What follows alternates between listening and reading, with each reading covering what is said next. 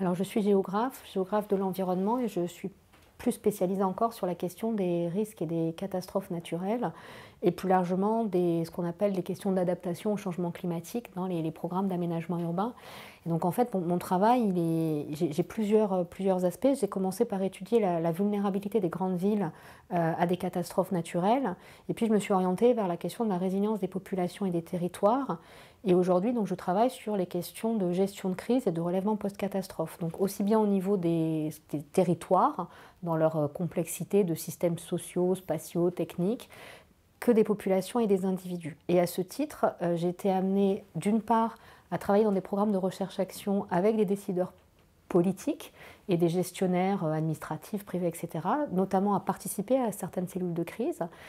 Et puis d'un autre côté, je travaille aussi plus largement, alors ça c'est du point de vue théorique, sur la question de l'incertitude et du lien entre mondialisation, globalisation, changements environnementaux globaux et incertitude. Et voilà, j'ai un spectre qui va de la recherche la plus appliquée, où je suis presque expert auprès des décideurs politiques et institutionnels, à des questions beaucoup plus théoriques qui là m'ouvrent aussi vers aussi bien la diversité des sciences sociales que des sciences dites exactes qui travaillent sur ces questions de risque, de crise, de changement climatique, de changements environnementaux. Alors la question de l'ignorance, en fait, elle est complètement intégrée à ma pratique de recherche, à mes objets de recherche, puisque je travaille sur la question des risques et des incertitudes. Donc je suis amenée à travailler sur ce qu'on ne sait pas, sur ce qu'on ne peut pas prévoir, prédire, sur ce qu'on ne connaît pas, sur aussi l'erreur, donc sur un ensemble en fait de définitions et de champs de l'ignorance, y compris aujourd'hui sur la question de l'inimaginable qui m'intéresse vraiment, c'est-à-dire ce qu'on n'est pas capable de penser. On ne peut pas penser qu'on ne sait pas, on n'arrive pas à imaginer qu'on ne sait pas. Donc ça, c'est vraiment quelque chose qui structure ma pratique de recherche et qui structure mes objets. À côté de ça, au niveau de mon expertise, donc je suis amenée à travailler en relation avec des décideurs et des acteurs de la gestion de crise. Et donc là, je suis sollicitée précisément pour les savoirs et les connaissances que je suis supposée avoir sur un certain nombre de sujets.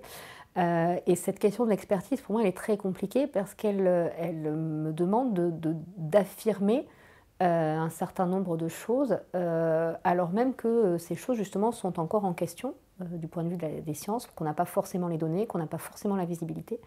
Et donc, en fait, ce lien entre recherche et expertise, pour moi, est extrêmement important parce qu'il est contradictoire d'une certaine façon. L'expert est celui qui sait, alors que le scientifique est précisément celui qui est capable, parce qu'il ne sait pas, de poser la question qui permettra d'avancer dans la connaissance. Donc ce double statut est assez difficile à tenir. Alors il est très difficile quand on arrive en position d'expert au départ de dire qu'on ne sait pas.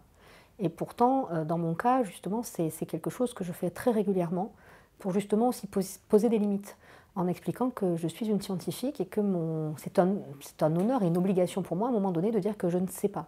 J'essaie d'expliquer aux gens qu'il y a des options possibles. Ces options, elles sont assorties d'un certain nombre de coûts et d'avantages, mais aussi voilà, il y a des endroits aussi où on ne pourra pas donner de réponse. Aujourd'hui, en fait, ça me sert beaucoup pour me légitimer. Parce que du fait de mon travail et du fait d'un certain nombre de pratiques que j'ai eues, j'ai aussi une certaine, entre guillemets, autorité. Et donc le fait de dire que je ne sais pas me permet de justement mettre à distance l'argument d'autorité, de rétablir une égalité de position entre le sachant et le non-sachant, entre l'expert et le non-expert, et de pouvoir en fait introduire un dialogue qui est constructif. Justement, je leur explique que moi je ne suis pas là pour faire état de mon autorité scientifique. Évidemment, il y a un moment où tout ne se vaut pas. Et donc ça permet aussi de poser le droit à l'erreur, le droit à ne pas savoir. Et c'est ça qui fait avancer les choses. L'idée étant derrière que le fait d'être convaincu qu'on sait, à un moment donné, justement, produit cet inimaginable qui va être contre-productif. Parce que si on sait, on ne se pose plus de questions, on est dans des routines. Et dans les cas de crise qu'on a à traiter aujourd'hui, en tout cas dans les champs où je travaille, la routine devient parfois contre-productive. Donc l'idée, en fait, c'est justement de poser les conditions pour qui permettent de sortir du cadre, de s'habituer, ce que dit Patrick Lagadec, qui est un chercheur sur les crises, hein, à imaginer l'inimaginable, à faire face à cet inimaginable, et d'identifier en fait les différents types d'inconnus pour soit essayer de les résoudre, soit au contraire y faire face et s'y préparer en sortant de la technique traditionnelle qui consiste à mettre en risque, à documenter, avoir de la donnée, etc.